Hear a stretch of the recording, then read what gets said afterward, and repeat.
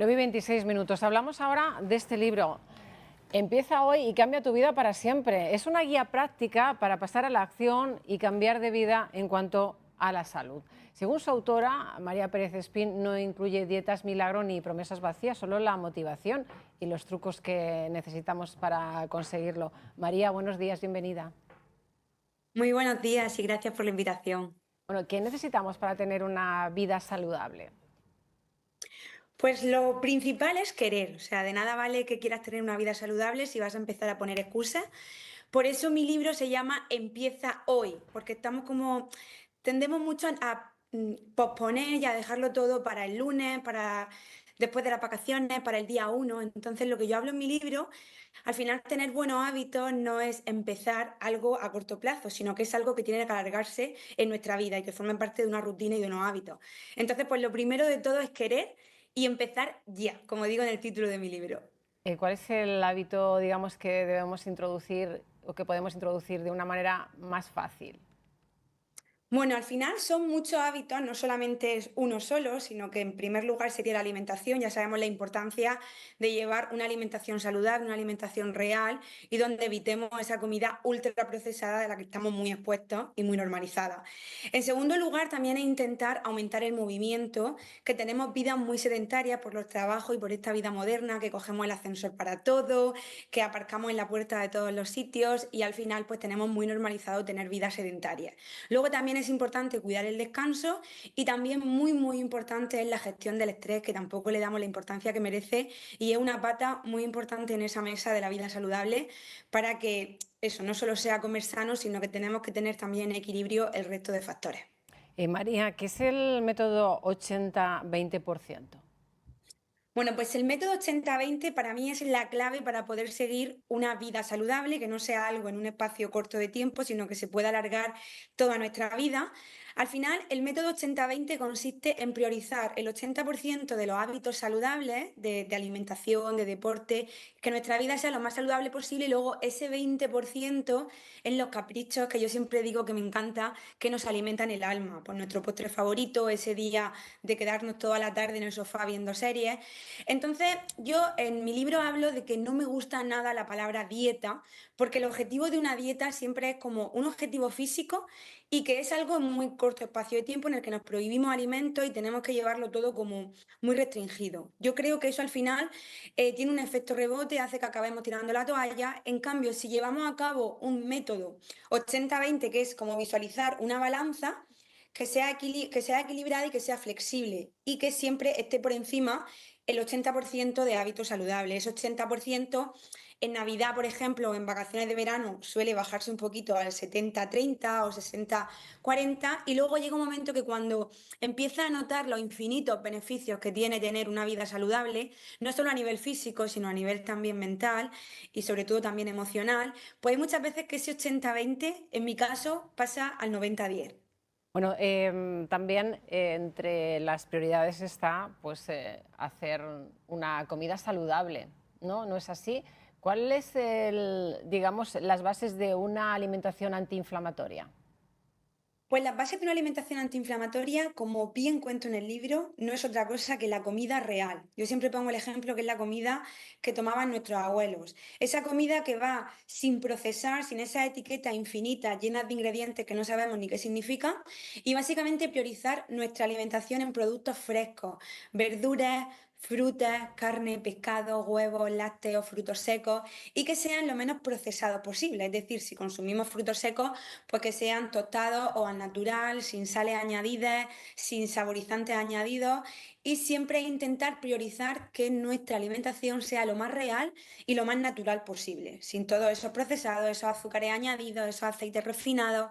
Y eso al final hace que por eso se llama antiinflamatoria, que al final es un nombre que se le ha puesto, porque la consecuencia no es otra que evitar la inflamación crónica de nuestro cuerpo y como consecuencia pues bueno, al final nos da un resultado físico, pero a mí, como digo en mi libro, no todo es un físico, sino que también pues tenemos esa prevención de enfermedades, tenemos ese mejor estado de ánimo, estamos más descansados, tenemos mejor la piel, el pelo y en general hasta rendimos mucho más en el trabajo. Claro, ¿y cómo afecta la conexión alimentación-cerebro, estómago-cerebro, digamos? Si ese intestino-cerebro es como una conexión de una autovía que van conectadas, además es recíproco.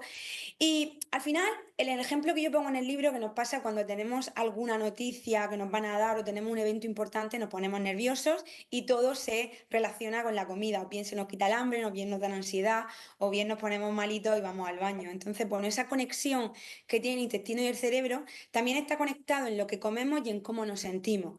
Por eso he priorizado cuando he empezado la entrevista diciendo que también es muy importante tener en cuenta la gestión del estrés, de las emociones, de cómo nos sentimos. Entonces, pues también es importante cuidar la salud mental, cuidar ese amor propio, darnos tiempo para nosotros, tener contacto con la naturaleza, con el sol, que al final nos hace estar bien y esa conexión intestino-cerebro pues hace que nos sintamos menos inflamados, menos pesados, menos hinchados y al contrario pasa exactamente igual. Lo que comemos nos influye también en cómo nos sentimos. Entonces, al final, si llevamos una alimentación lo más real posible y lo más natural posible, pues al final la consecuencia va a ser pues que descansamos mucho mejor, que tenemos mejor estado de ánimo y que nos encontramos en general, yo como siempre lo traduzco es a bienestar. Bueno, María, entre las pautas de alimentación que ofreces en este libro está descartar el azúcar, pero ¿cómo se puede endulzar una comida sin azúcar? Sí, de hecho, no hablo en descartar, porque como bien digo, en el método 80-20 la clave está en ser flexible con moderación y siendo consciente y no eliminar por completo de nuestra vida, porque al final pues todos tenemos esos momentos, sobre todo a nivel social, que caemos en las tentaciones del azúcar. Ya sabemos que el azúcar no es recomendable, hay que evitarlo en la medida de lo posible. En primer lugar, hablo en mi libro también la importancia de leer etiquetas, porque muchas veces no es únicamente el azúcar añadido que le podemos poner al café o a un bizcocho, sino que lo encontramos en infinitas etiquetas sin darnos cuenta, en un bote de conservas, de espárragos lleva azúcar, un tomate frito lleva azúcar, un jamón de york lleva azúcar. Entonces, lo primero es saber leer etiquetas, que por cierto, en mi libro, pues como digo, yo explico cómo se puede hacer, cómo podemos identificar ese azúcar oculto, que muchas veces no solamente pone azúcar, sino que hay infinitas palabras detrás donde se nos meten el azúcar sin darnos cuenta. Y por otro lado, y el cambio para mí viene en endulzar de manera natural, como bien decías, y utilizando pues cositas naturales, utilizando un plátano maduro, una manzana asada, utilizando boniato, utilizando un cacao con un porcentaje alto, cacao rallado, coco rallado, perdona, dátiles. Al final son azúcares naturalmente presentes en los alimentos que no nos dañan como nos daña a nivel salud el azúcar blanco o ese azúcar oculto que muchas veces creemos que porque tenga el apellido Moreno o azúcar de coco, pues es más saludable, pero exactamente es igual. Entonces, bueno, en primer lugar, intentar endulzar de manera natural y en segundo lugar, identificar ese azúcar oculto que nos meten en las etiquetas y que está presente en muchísima cantidad de alimentos sin que nos demos cuenta. María, ¿y por qué es muy importante planificar la compra del súper? Pues es muy importante porque hay una frase que tengo señalada en negrita en el libro que es, si no lo compras, no lo comes. Al final, lo que vamos a comer cuando lleguemos de ese día con hambre voraz del trabajo, que lleguemos con una ansiedad después de un mal día, lo que tengamos en la nevera y en la despensa va a ser lo que nos echemos a la boca. Entonces es muy importante cuidar lo que tenemos en casa.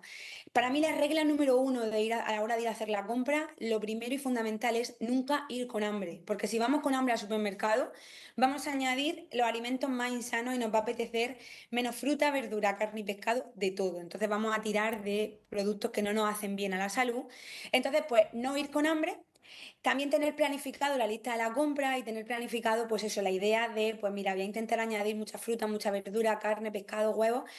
Y también eso nos hace, pues como decía, que cuando lleguemos a casa también tengamos un menú planificado y cuando tú llegas con ese hambre voraz y tienes un frutero lleno de fruta de temporada, súper colorida, súper dulce y súper apetecible, al final la elección, si tienes ese hambre real, que no emocional, te va a hacer que te apetezca pues tomate cherry, una cereza, incluso un brócoli, porque al final tiene hambre real y tu cuerpo te pide únicamente saciarlo.